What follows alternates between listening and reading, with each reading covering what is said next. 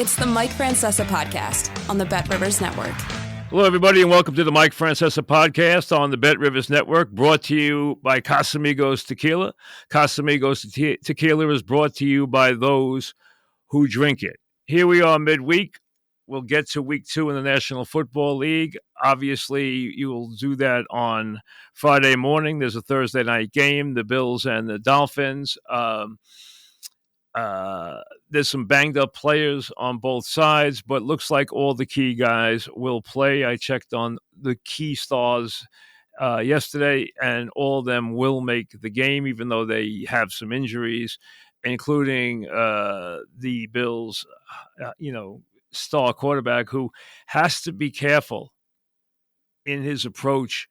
The move he made into the end zone in the second half, he even said, I can't keep doing that. He's going to get hurt if he continues to expose his body on the runs and on these jumps and on these whirling dervish moves he makes. He's not going to last the season, and I think he knows that. He hurt his hand on the play, but he's okay and will go. We'll have Football Friday for you live up on the Mike Francesa channel, on the Bet Rivers Network, on YouTube, on Friday morning. We'll get to it then. Let's do some little baseball right now because we are down the stretch in this season, and it can't be any closer. Both the Mets and Yankees have 17 games to play. The Yankees find themselves a half game up on the Orioles. They have not been able to chase each other, even though neither one has been able to win or put together any kind of consistent winning streak. They are headed towards the 24th, 25th, and 26th at Yankee Stadium. At the same time, the same nights, the Mets will be playing in Atlanta in 3 enormous games. Now, the Mets and Braves, after last night's Met loss, are tied at 79 and 66. Tied with 17 games to play. The Mets will finish their series in Toronto today. Now, here's the key for the Mets. They are going to see a lot of the Philadelphia Phillies. The Phillies are tied with the Dodgers for the best record, both ahead of Milwaukee. Remember, the teams with the first 2 don't play. So that's an enormous advantage to play for. So right now, Philly and the Dodgers both have, the Dodgers have, 86 wins. Phillies have 87 as of this morning. And Milwaukee, which is way out in front, has 83. And the Mets will see Milwaukee the last 3 games of the season in Milwaukee. How Milwaukee wants to play that, we will worry about then. We can't predict it now because we have to wait and see how things shake out as far as where the Mets are and how that will impact who the Braves will play, because the Braves are going to play in the first round. They're not going to catch either the Phillies or the Dodgers. But the Dodgers and Phillies are motivated for the 1 seed, and right now it's 1 game separating them. So the Mets have Toronto, then they go to Philly for 3. They come home and play Washington 3. Then they see Philly back at Citi Field for 4. And then we come to the epic 24, 25, 26 in Atlanta. And then the Mets will close the season at Milwaukee. 17 games to play. 13 games over 500, tied, flat-footed tie with the Braves right now at 79 and 66. The Braves in Washington then will play 4 with the Dodgers. So both teams will get the front runners over the weekend. The Mets will get Philly. Atlanta will get the Dodgers. Then the Braves have an easy week. They play the Dodgers. They play Cincinnati on the road. And then they go to Oakland. Now, Oakland's a nice place to go this time of year. Although, let's say this, the A's are not as bad as they've been. They obviously have a very talented closer, but they're not anywhere near as bad as they were. So with that being the case, it changes. They don't play it. I wanted to check on that. Hold on. They don't play the Braves. The Braves play the Marlins, not the A's. I missed the Yankees. Yankees play the A's then.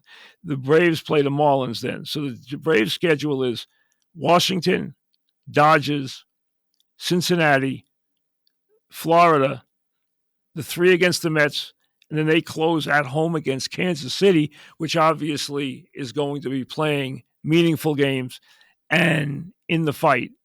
And still in the fight. They could have clinched it by then. We'll see what happens as far as the wild card goes.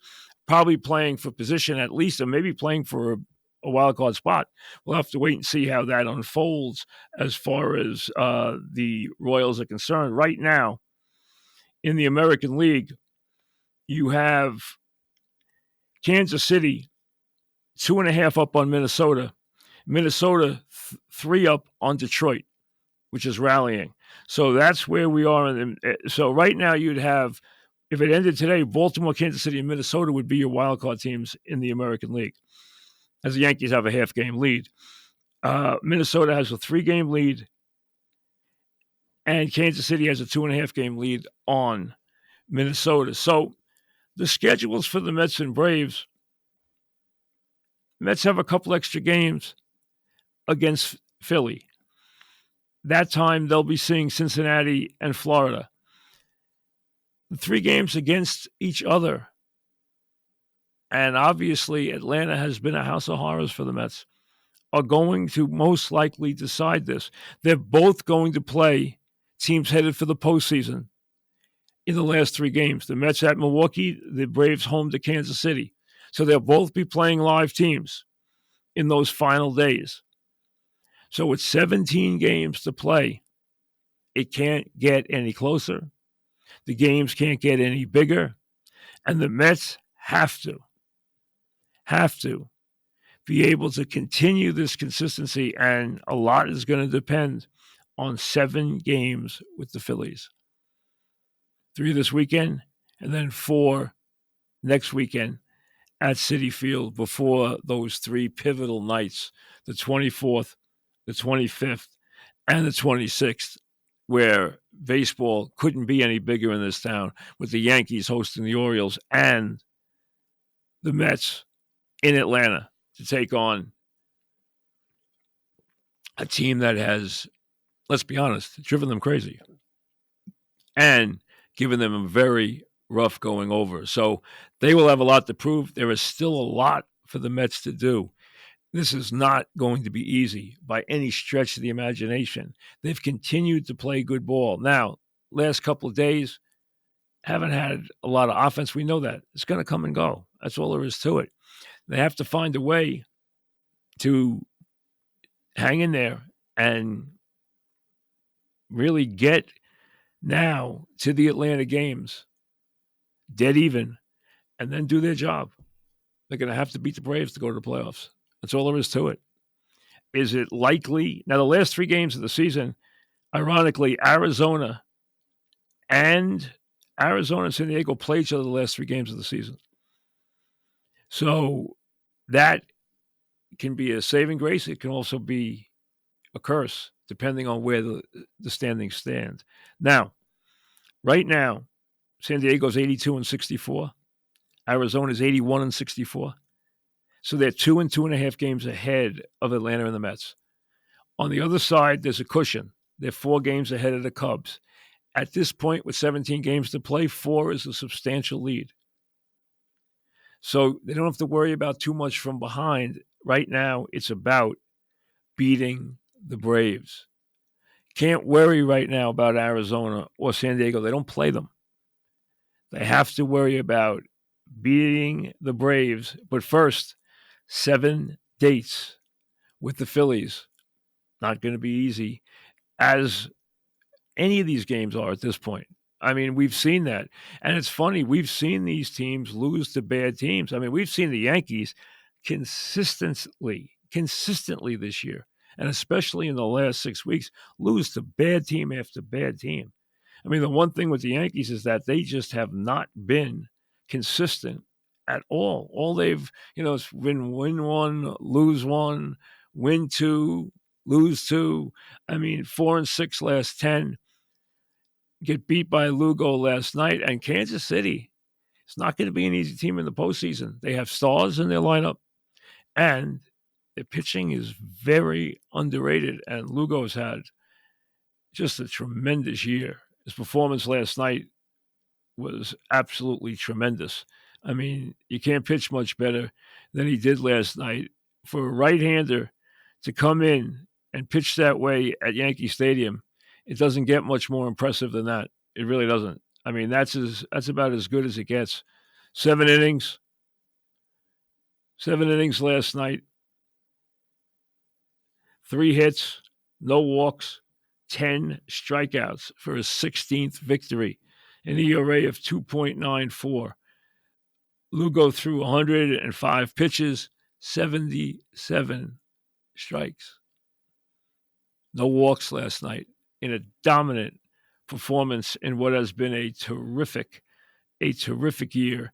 And it just shows you that the inconsistency that the Yankees have shown really all the way since June. Nothing has allowed them to break out. Something's always wrong, whether it's not getting other parts of the offense to click behind the big two, or having the starting pitcher not perform, or obviously the blown saves, which have piled up and caused the Yankees to make the move they really didn't want to make as far as the trusting people in the back of the pen goes. It's right there in front of them. Listen, we knew months ago, after 50 games the Yankees were going to the postseason. The question is, do they go there as division champs? How many wins is it going to take? Well, the number is not as critical as the 3 games head-to-head, because now, at this juncture, with the teams having stayed on each other's heels for months now, never letting it, I don't think it's gotten over 2 games in 6 weeks. Maybe there was one instance, but I can't even remember it. It has been back and forth and back, and neither team has been good. Neither team has been consistent. And it shows just in the last, the Yankees are 4-6 in the last 10, the Orioles are 5-5. They win one night, they lose the next. Yankees, the same thing. No consistency out of the team. And I would say right now that at 83 and 62, with 17 games left, 10 is 93. Now, I could say 10 wins gets you the division, but the more important thing is what happens in the head-to-head matchups. But I think that's the number I look at. 93, I think, will win that division. Right now, they're 83 and 62. The Orioles have played one more game. They're 83 and 63. So the Yankees have a half-game lead, 1-game lead in the loss column. I think 93 wins will win the division. But more than anything else now, the 24th, the 25th, and the 26th are going to matter, because those games are head-to-head, and that is vital in this race. And the Orioles have matched up extremely well against the Yankees this year. So the Yankees have their work cut out for them. Now, the one advantage, they know they're going to the postseason. The Mets, who, let's be honest, if I had told you when the Mets were 11 games under 500 that they would even be playing meaningful baseball in September, you would have thought it was crazy. This has turned into a very, very fruitful year. No matter how this plays out, I understand how much the Mets want to go to the postseason. I understand how much the Met fans want to go to the postseason. But this was unexpected. And this team, from the starting pitching performance to what you've gotten out of key guys, the emergence of Vientos, the play of some of their role players, the experience and the veteran leadership that Martinez has brought to the lineup. He hasn't been overwhelming. He's been subtle more than anything else. But when you look at his numbers and you look at the overall performance, it's been really good. It's been solid because what he is a legitimate RBI guy. That's what you needed. He's also been, I think, a good person to have to help some of the younger players along. But when you have 69 RBIs in 397 at-bats, he has done a solid job, and he's been there to be the run producer, to be the guy who can knock in the big run for this team, and he's done that. And he will do that down the stretch. I don't think there's any question. I mean, he's been solid. He hasn't been great. He hasn't hit that well lately, but the point is he gets his runs batted in, and that is a critical thing for them. Enormously critical. Now, one of the things you want to see down the stretch is you want to see some consistency out of the back of that pen, because there's going to be a lot of close games over these last 17 days for the Mets. And when they have a lead, they have to believe that they can get the ball to their closer in the ninth inning. I don't see him extending to too many 5 and 6 out saves. I think that might be pushing the envelope. You might do it once. I don't think you'll do it often. I think that's asking too much, which means they are going to need valuable performances in the 7th and 8th inning. That will decide this. You know, I know a lot of people are worried about how certain guys are hitting. Don't worry about the offense. The offense has been there for them all year. They've gotten offense out of guys all year. You know, they've done that. I understand that it hasn't been a great second half, especially for Nimmo. Okay? He has really struggled. Really struggled. I mean, he's in a 4 for 25 right now. He only has 3 RBIs in his last 15 games. He hasn't hit a homer in a long time. He has struggled mightily in his last 40 games or so. Mightily. Remember how hot he was right before the All-Star break and how he was just on a torrid pace. You have to trust and believe in him down the stretch.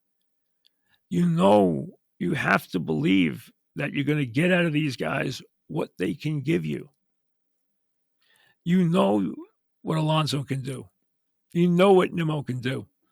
You just expect them to contribute, and the Mets have depth in that lineup. That's been one of the stronger things, what they've gotten out of the bottom of the lineup this year. What they've gotten from so many different guys. Iglesias, Bader, go down the list. They've gotten contributions from so many people. And there's been a length and a productivity to that lineup that was highly unexpected.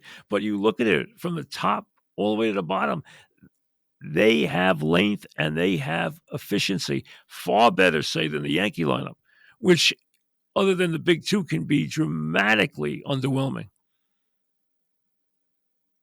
And it's been anything but consistent. The Mets have been there. You know, you're going to go through peaks and valleys. You know, the Mets just came off a 9-game winning streak. You can't expect them to play much better than they've played down the stretch here. They've done their job. Is it enough? Well, they're going to have to go into Atlanta on the 24th 13 days from now, and they're going to have to play winning baseball. It's as simple as that. The Mets, if they can't beat the Braves, are probably not going to the postseason. It's probably going to be what's standing in the way. Am I concerned about the Philly games? I am. I'm worried about it. It's tough to play them 7 times here, which they will in the next 10 days. That is tough to do. Now, the Braves, they're going to get 4 with the Dodgers, so that's not going to be easy pickings either. And what we've learned is, I don't care where you're going. I don't care if you're going to Washington. I don't care if you're going to Cincinnati. These teams can beat you. They've proved that. Heck, the Yankees didn't even win all the games against the White Sox. And the Yankees have struggled mightily against bad teams. The Mets, in that regard, down the stretch have been far more consistent. And let's be honest, since August 11th, last night aside, they have gotten incredible starting pitching. These guys have pitched well over their head, more than you could have ever expected. I mean, let's be honest, Stearns, for what he has gone and done, the guys he brought in, he has gotten incredible value from a lot of these guys, and should be credited for that. This year has turned out as well or even better than anybody could have expected, and obviously, everything's still in front of them with 17 games to play. But this is all, as a baseball fan, you could have ever asked for. Here you are in mid-September.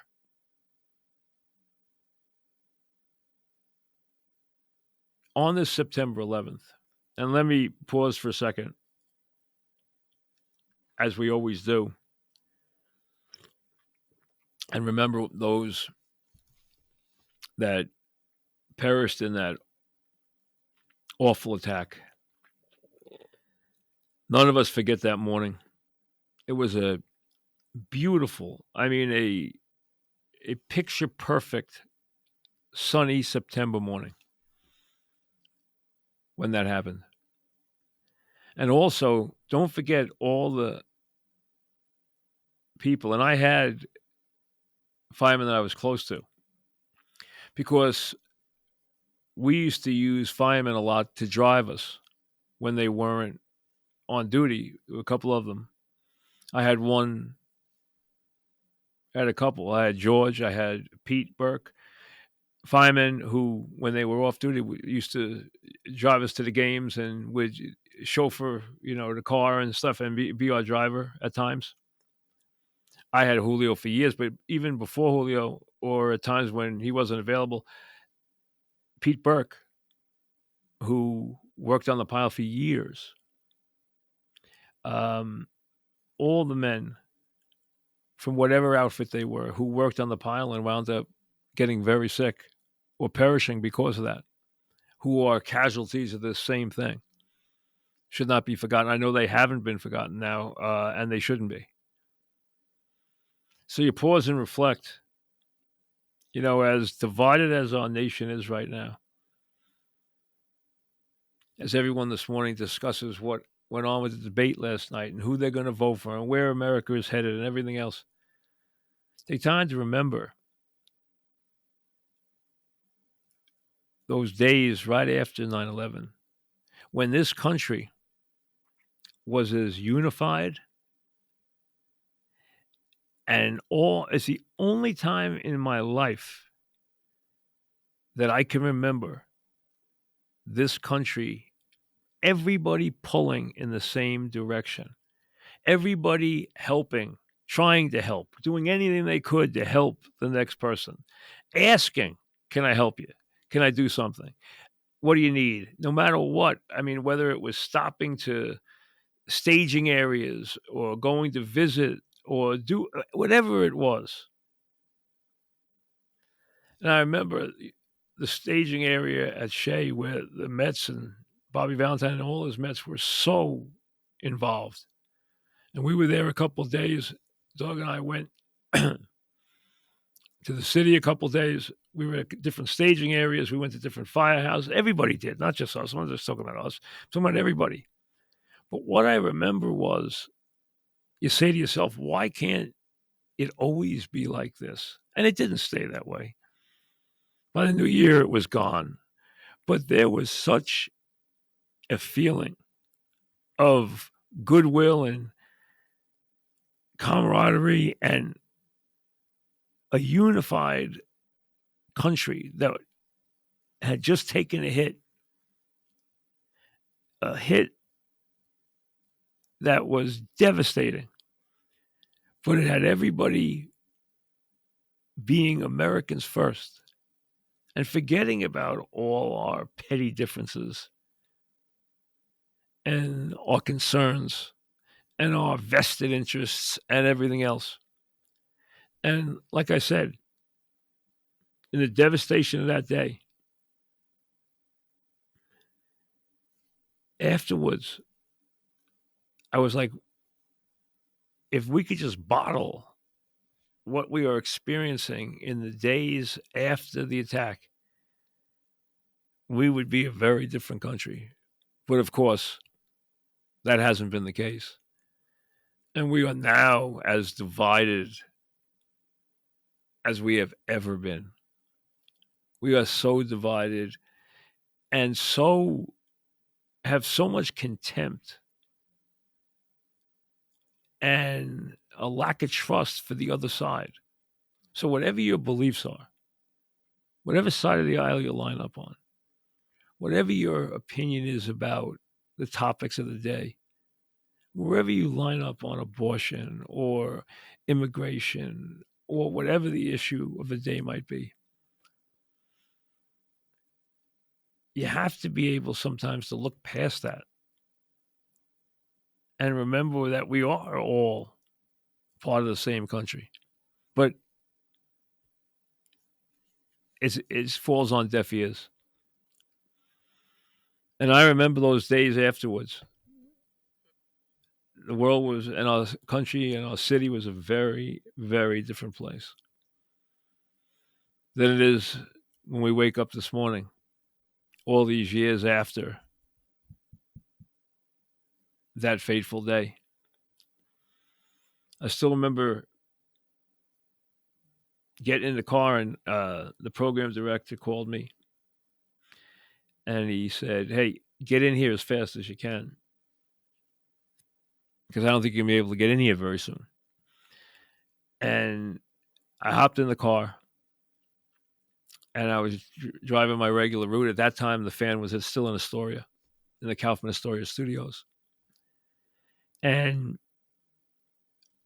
I used to get off on Hoyt, if you know the last exit before the bridge, and that's the way, and make a left and go to the station in Astoria.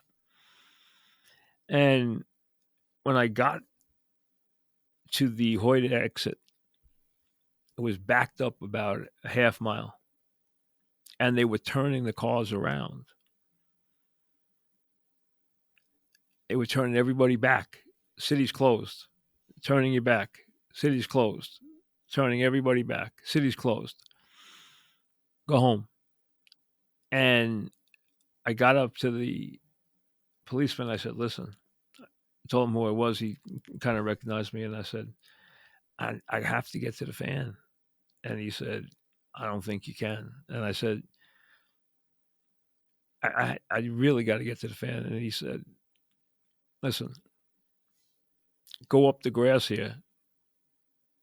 And then when you get up to the blockade, you're going to have to talk yourself through, because there's a blockade up at the top of the exit." So I went up the side of the road. I went up before the exit. I went up the grass onto the service road. I got up there and I talked to the policeman, and he said, "Listen, I'm going to open the wooden horses. I'm going to let you through. Don't stop. Don't, just get there as fast as you can and get out of your car." So when he let me through, there were no other cars on the road.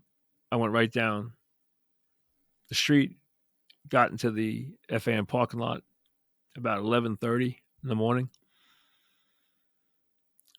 There was already nobody there. And dog couldn't even get in from Connecticut. So I went on the air and stayed on the air till about 10:30 that night. And when I was driving home, first of all, when I came out of the studio in Astoria, there was nobody on the street as I walked the 1 block to the parking lot. And you could smell the burnt metal. You could smell the smell in the air that was just hanging heavy with what had gone on. And we were miles and miles from, obviously, the site. And when I drove home that night, it was maybe 10:30, 10:45 at night when I drove back to the island. I did not see one car either way, not going the other way, not going with me the entire time until I got home. Not one car on the highway.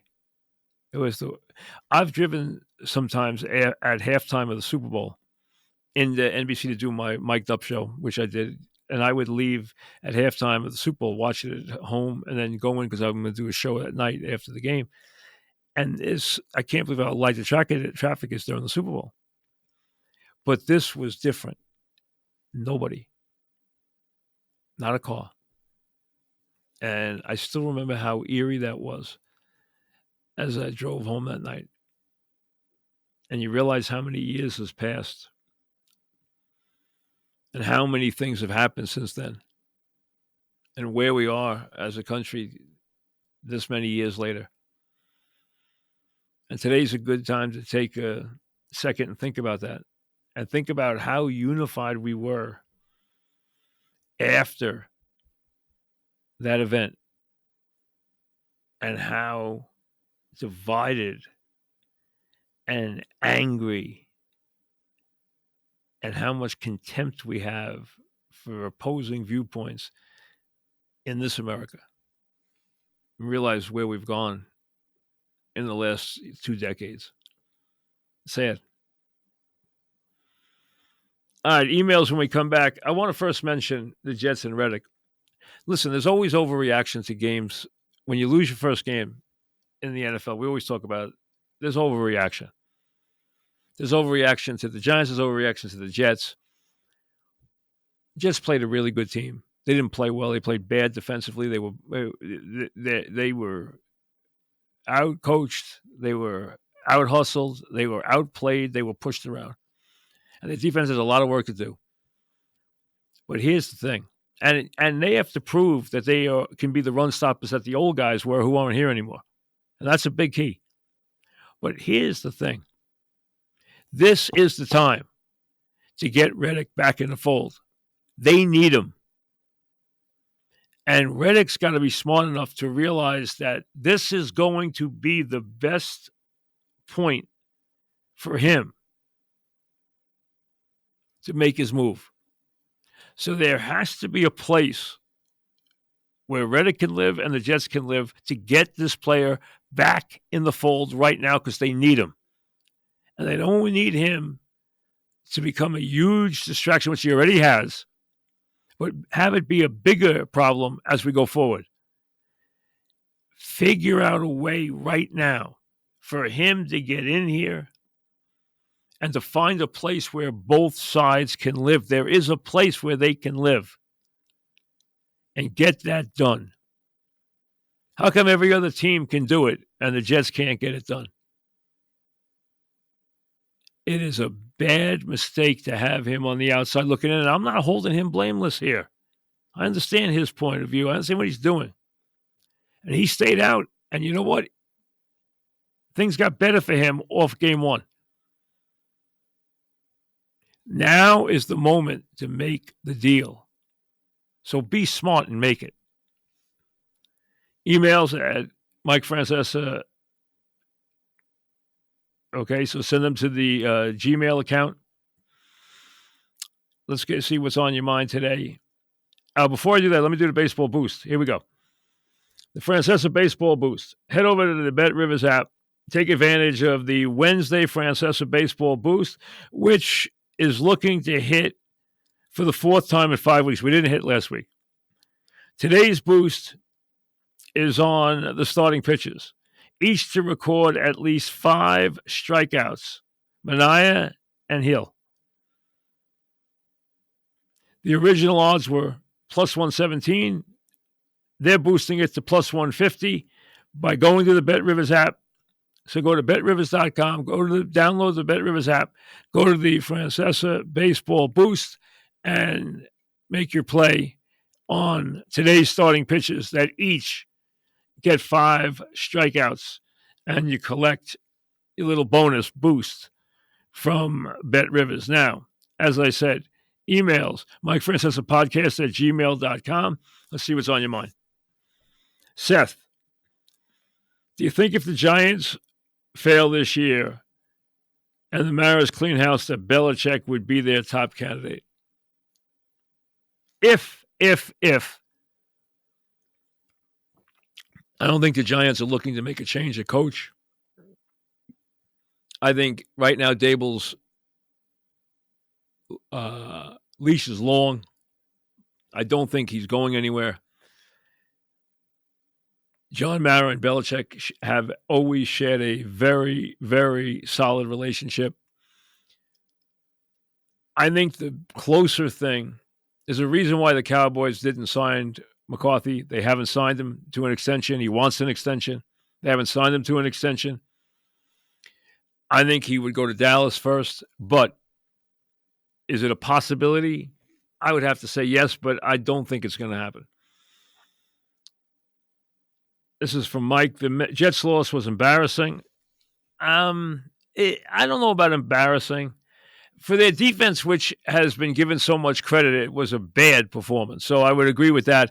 I don't know about embarrassing, but it was eye-opening. I'll give you that. They got beat up pretty good. They got pushed around, and a backup running back went out and got 147 yards on 28 carries and ran downhill most of the game. So they beat the Jet defense up pretty badly. The coaching staff lacks creativity. Should the Jets fire Salah and replace him with Pete Carroll? No. Salah's going to get this year. I am not a Salah fan. He's 18-34 for a reason, and I don't like how he coached game one, and I don't like what he said after the game. I think he misses every opportunity to be a head coach. I think he has a lot of learning to do. I hope he does it quickly, because I think this will be his last year if they don't win. Aaron Rodgers or no Aaron Rodgers. Another Mike. Alonso and Nimmo are a black hole in the middle of the lineup. I'd like to see them drop these guys for a couple of days. Listen, the Mets have changed their lineups a lot this year. That's not the issue. You're going to play your guys. Nimmo and Alonso are their guys. They need them to perform. Case closed. Just like they need Lindor to perform, just like they need Vientos to keep hitting home runs, just like they need Martinez to drive in big runs. They need Nimmo. They need Alonso. They have to be there. They'll both be critical bats down the stretch, no question. But they're not going anywhere. Clayton. I have no faith in the Giant organization anymore. They look totally unprepared, totally undisciplined, totally outclassed. Is there any reason to be optimistic? I thought you saw real talent from Neighbors, which we all expected. They were very quiet on defense. They didn't play very well. Would I be concerned? I would tell you this. Rarely would I talk about a pivotal game, but I think this is an enormous game for the Giants. At Washington, against the quarterback making his second career start, because the next couple of weeks, they have Cleveland in week 3. They play Dallas on a Thursday night in week 4. In week 5, they play at Seattle. So when you're looking at those kind of games, then Cincinnati on Sunday night. So after Washington, if they go 0-2, their next group of games are Cleveland, Dallas. These are tough games. These are not easy games by any stretch. I mean, they are, and then you got to go to Seattle, which is a very tough place to win, and then play the Bengals on a Sunday night at home. So they have Cleveland, Dallas, Seattle, and Cincinnati. Those are brutal games. If they face that at 0-2, their season could be over before it hits October. They need to win this week. This is a very, very big game because of what is sitting right behind it. I mean, the way the Giants play going into Cleveland is going to be brutal. That defense is going to be, they're going to have their offensive line back then. They didn't play with either tackle against the Cowboys. They're going to be better offensively. They are a very good defense. They are very tough to play in their building. And the Giants are going to get them in week 3 there. And then the Cowboys on a quick turnaround at home in week 4.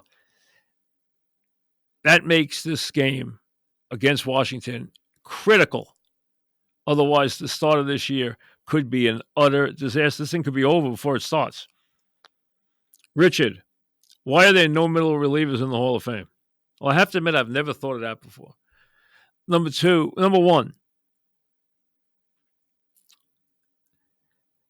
the reason why there are no middle relievers in the Hall of Fame is because if you are Hall of Fame quality as a pitcher, you are going to be a starter or a dynamic closer. Otherwise, you don't have Hall of Fame talent to begin with. So you would never be a middle reliever. Nobody who's a middle reliever, if you're that good as a middle reliever, you would have been elevated to the closer role long ago. So by essence, being a middle reliever, although we've had some very talented guys who can play that role, they're not Hall of Fame types, because if they were, they'd be either starters or closers. So it makes no sense, which is why there are none. And that's why I'll probably never see that question again, because it makes no sense. Enjoy the next couple of days with baseball. This is what you hope for all season, folks, that you're going to play big games in September. You're going to be embroiled in a pennant race. And right now you are. Right now, it's day-to-day scoreboard watching, games, crucial, 17 games to go. Every game, that important. So all you can hope for as a baseball fan. Enjoy it. We'll see you Friday morning. Thanks for listening to the Mike Francesa podcast on the Bet Rivers Network.